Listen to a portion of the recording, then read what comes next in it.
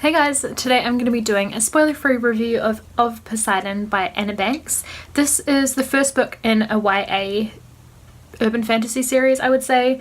It's kind of based around mermaids, although in this book they're called Sirena. I kind of wasn't intending to do a review of this book, but I just ended up enjoying it so much that I wanted to share that with you guys and tell you about it. This book is about a girl called Emma who is on holiday in Florida with her friend Chloe. They're at the beach and all that, and she bumps into this guy called Galen, but then something happens which really changes what was a really fun summer holiday for her and Chloe. In the aftermath of that, she goes back to school and Galen shows up. So I think I can say without spoilers, because you find out very quickly, Galen and his sister Raina are mermaids, although they call themselves, like I said, Sirena, and they think that Emma is one of them as well, but the Sirena aren't really allowed to interact with humans or to live on land, so they want to find out about Emma and why she's living as a human. Emma has no idea. She just thinks Galen's really cute.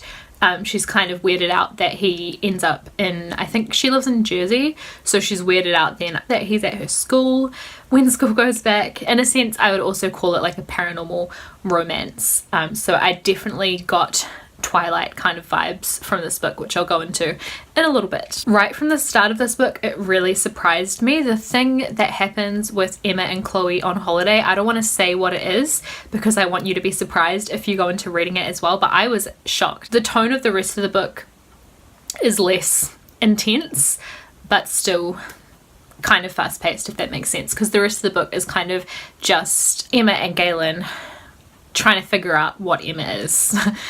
And there's other kind of mysteries and dramas on the side as well. The thing that I found extra entertaining, I think, which is what really bumped this book up for me, was the fact that these mermaids, these Sirena, they're not used to being on land or interacting with humans, so they just don't get human things. So there's so many moments in this book where they are trying to act human, or Emma does something and they're really weirded out by it, and it's just hilarious. There's a scene, for example, where Emma is trying to teach Galen's sister Raina how to drive, and it's hilarious. So in terms of the characters and the romance that happens in this book, I won't go into it too much because I don't want to give away spoilers, but it really did remind me of the Edward Bella romance in Twilight. I've only read the first Twilight book and I've seen the first Twilight movie and one of the other Twilight movies, but this definitely gave me those kind of vibes. You have that trope of the obsessive boyfriend, and that definitely comes up in this book. That's the one thing I didn't enjoy about it. Galen, whether it's romantic or whether he's just interested in her because he thinks Emma might be a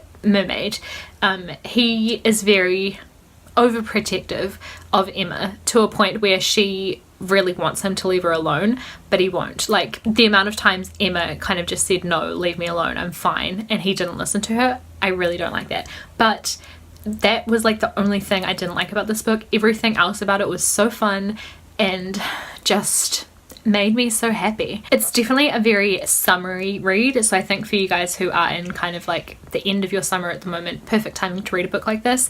In New Zealand it's still winter technically, but we're going into spring soon-ish, so it's starting to feel a lot nicer. Today, for example, is beautiful, and it makes me want to reread this because there's never a better time for mermaid type books as when the weather is really nice. So I really can't wait to continue with this series, also just to find out what else happens, because the ending, it was a satisfying ending, but still there are unanswered things, and I want to see how things progress and play out and how relationships develop and things like that. So I am really into this book. I'm really glad that I read it. It's definitely not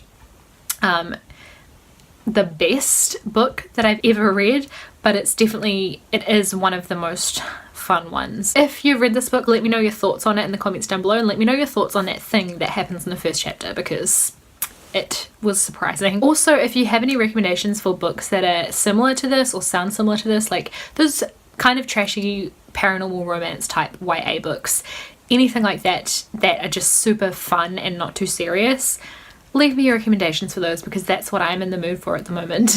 That's it for this review. Thank you guys for watching, and I'll see you with another video in a couple of days. Bye.